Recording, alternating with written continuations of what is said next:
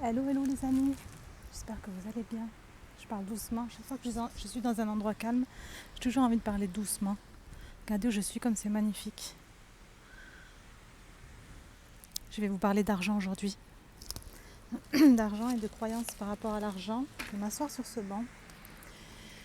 Alors, de croyances par rapport à l'argent. Oh my god, j'ai chaud, il fait super chaud aujourd'hui à Toulouse.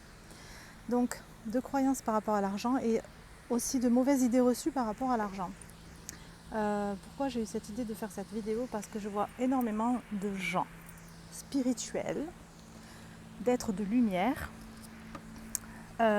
parler de vouloir euh, abandonner le matériel. En fait, j'ai vu là justement, je viens juste de voir un message d'une personne qui disait ça y est, je me transforme, je rentre dans le nouveau monde, le monde 5D, et ça y est, je me fiche du matériel, je me fous complètement du matériel. Et j'ai vu aussi d'autres personnes dire dans le nouveau monde, l'argent n'existera plus. Alors moi, j'aimerais vous partager ma façon de penser et de voir les choses par rapport à ça. C'est comment moi je vois les choses, c'est pas la vérité, mais c'est comment moi je vois les choses. Donc, avant tout, il ne faut pas oublier qu'on est venu ici s'incarner dans un monde matériel. Il ne faut pas oublier qu'on est venu expérimenter la matière. On est venu s'incarner, nous, être spirituels, dans un corps physique, donc dans la matière. Donc le fait de vouloir rejeter ça, en fait, c'est un peu rejeter l'expérience qu'on est venu faire ici. Si on voulait rester 100% spirituel et vivre d'amour et d'eau fraîche, il fallait rester chez nous. Il ne fallait pas venir s'incarner ici. Donc voilà, c'est important de comprendre que le matériel, on est venu, voilà, il fait partie de ce monde-là et qu'on est venu expérimenter tout ça. Par rapport à cette phrase-là, de dire moi ça y est, je m'en fous du matériel, de l'argent aussi, je m'en tape, j'en veux pas. Alors le fait de s'en foutre du matériel, le truc à faire en fait, c'est toujours ma vision ma façon à moi de voir les choses, c'est que le truc par rapport au matériel, c'est pas de s'en foutre du matériel. Le matériel, on en a besoin ici. On a besoin de lit pour dormir, on a besoin de chaussures pour marcher, quoique on peut marcher pieds nus, moi j'adore marcher pieds nus. Enfin, on a besoin du matériel, on est venu expérimenter le matériel, la matière. Le truc en fait, c'est pas de s'en foutre de tout ça, mais c'est de se détacher de tout ça en fait. Aujourd'hui, voilà, on est dans un monde où la majorité des gens achètent par manque en fait. Ils sont tout le temps, on est dans une surconsommation aujourd'hui. Le truc, c'est pas de. Voilà, les gens achètent, et voilà, c'est juste parce qu'ils ont besoin de combler un manque. Moi, aujourd'hui, quand j'achète quelque chose, je l'achète pas par manque en fait. J'ai pas grand chose. J'ai pas beaucoup de choses. J'ai vraiment le juste nécessaire en fait.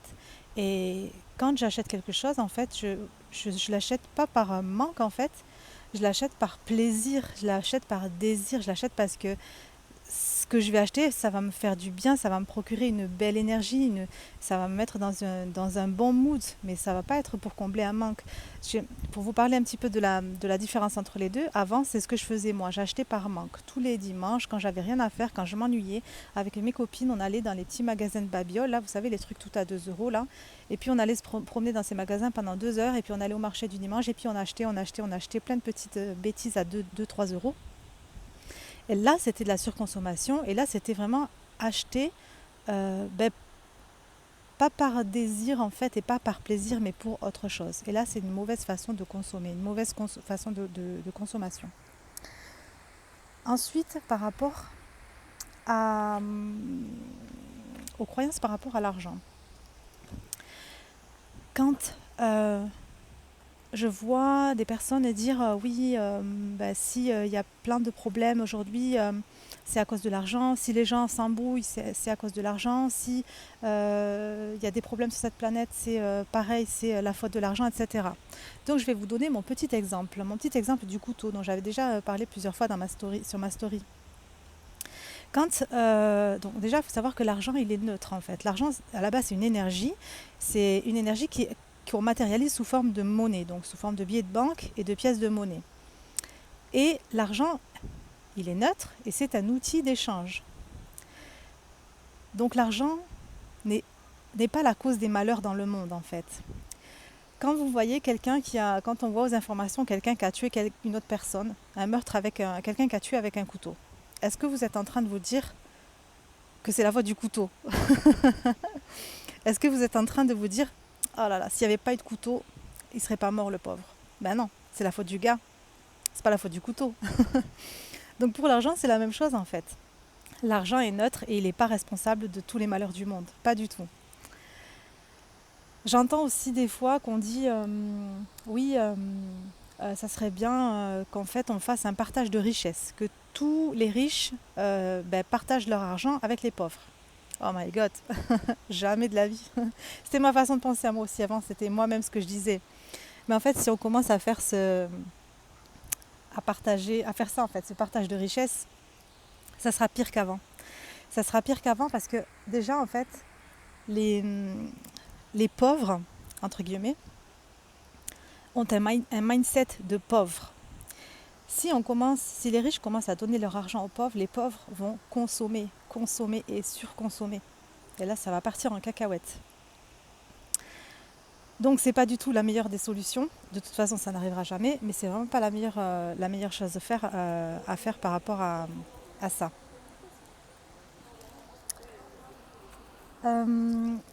Ensuite, j'avais d'autres exemples à vous donner par rapport à l'argent.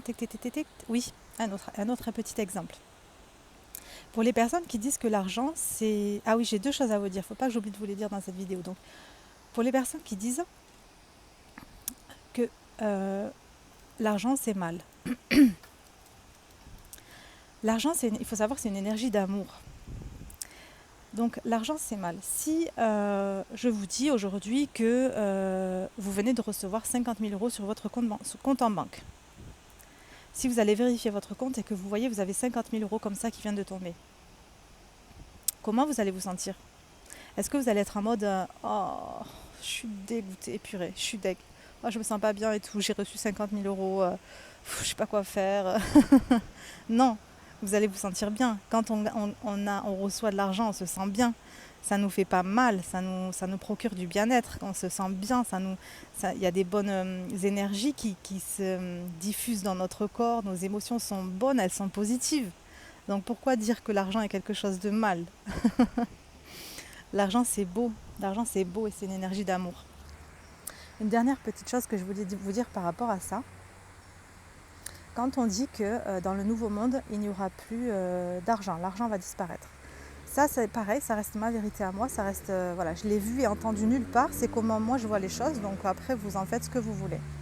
Moi, comment je vois les choses dans le nouveau monde? Moi, je pense que l'argent sera toujours là et qu'on a besoin de l'argent, justement, de toute façon, ça ne peut pas disparaître, puisque l'argent, voilà, si on commence à retirer l'argent, on commence à retirer une partie de nous, parce que l'argent, je vous dis, c'est une énergie, nous sommes énergie, tout est une énergie, donc c'est une énergie, l'argent, une énergie d'amour, de un, et de deux.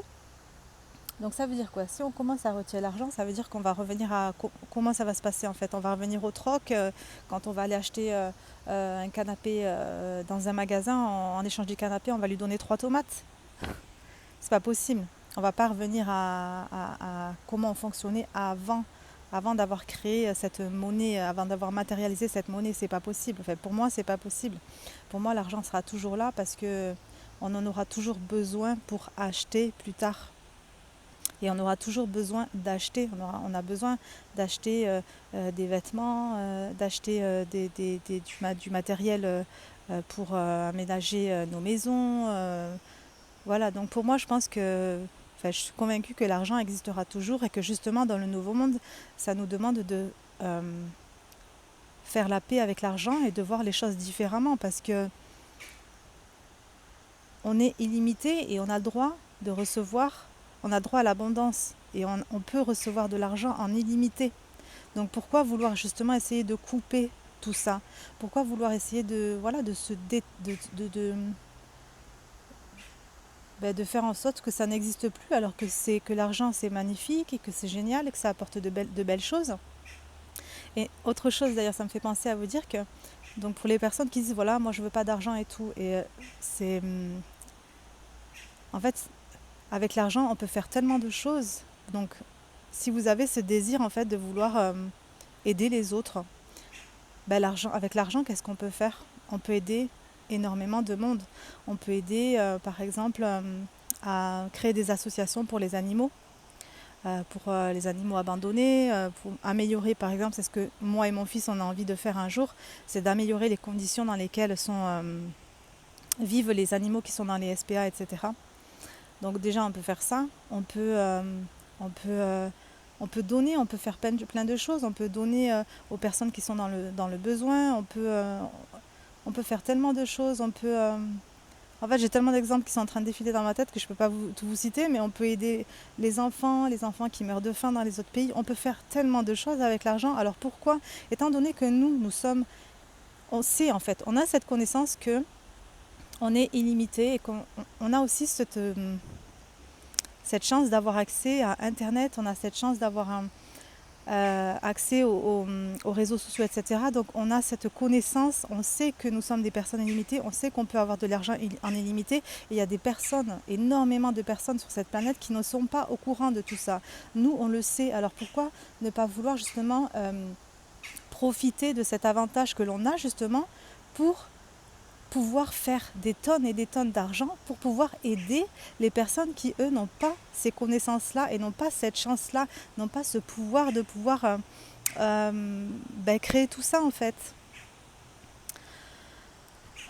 Donc voilà, je pense que je vous ai tout dit par rapport à l'argent. Ça me tenait vraiment à cœur de vous parler de tout ça parce qu'il y a vraiment trop de mauvaises idées reçues sur l'argent. Nous sommes des êtres spirituels, mais nous sommes venus expérimenter la matière. Moi, quand je m'achète des choses, c'est très rare. Quand je m'achète des choses, c'est vraiment très très rare. Mais j'allais vous quitter, mais je suis en train de continuer encore. Mais vraiment, quand je m'achète quelque chose, déjà j'achète des choses de qualité. J'achète peu, mais de qualité. Et quand j'achète quelque chose, ça me fait tellement plaisir. Je suis tellement contente. Ça me fait tellement du bien. Ça me procure tellement une belle énergie en moi que voilà, pourquoi se priver de tout ça. Voili voilou. Je vous embrasse très très fort. N'hésitez pas à partager cette vidéo à des personnes qui ont des problèmes avec l'argent. Je vous embrasse.